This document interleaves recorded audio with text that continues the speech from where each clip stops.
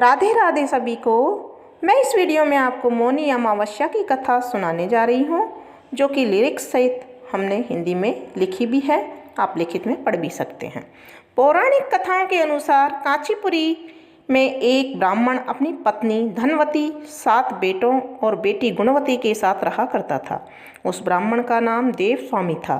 देवस्वामी के 7 बेटों की शादी हो गई थी, लेकिन उसकी बेटी अभी भी कुंवारी थी। उसने अपने बड़े बेटे को लड़का ढूंढने के लिए काम सौंपा था। एक दिन एक पंडित जी ने गुणवती की कुंडली देखी और बताया कि देवस्वामी के कुंडली में मौजूद दोष के कारण की वजह से गुणवती विधवा हो जाएगी। उस पंडित से इस समस्या से निपटने का लिए हल पूछने लगे। इस समस्या का हल बताते हुए पंडित जी ने कहा कि सिंघल द्वीप में एक सोमा नाम की धोबन रहती है, उसे यहाँ ले आओ। उसके पूजा में इतनी ताकत है कि वह गुणवती को विधवा होने से बचा लेगी।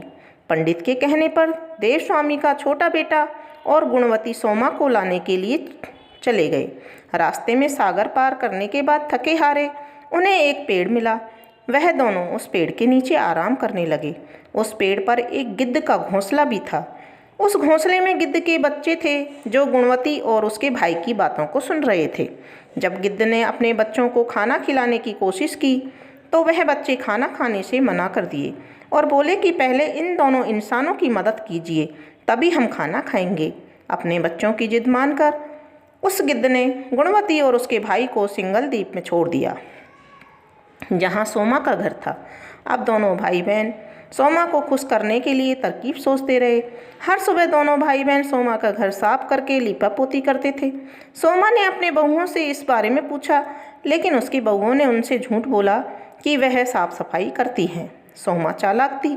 उसने अगली सुबह जल्दी उठकर गुणवती और उसके भाई को साफ सफाई करते हुए पकड़ लिया। वह दोनों के काम से बहुत खुश हुई और दोनों के साथ उनके गांव चलने के लिए तैयार हो गई। जाते समय सोमा ने अपनी बहुओं से बोला कि अगर किसी की मौत हो जाएगी तो उसके शरीर को जलाना नहीं है, और जब तक वह नहीं आ जाती तब तक इंतजार करना है। जब सोमा गुणवती के गांव पहुंची तो अगले दिन ही गुणवती की शादी होनी थी। अगले दिन सप्तपदी होने के बाद गुणवती का पति मर गया। सोमा ने तुरंत भगवान विष्णु की पूजा करना शुरू किया और पूजा करने के बाद पीपल के पेड़ की 108 बार परिक्रमा करने लगी। यह उपाय करते ही गुणवती का पति वापस जिंदा हो गया।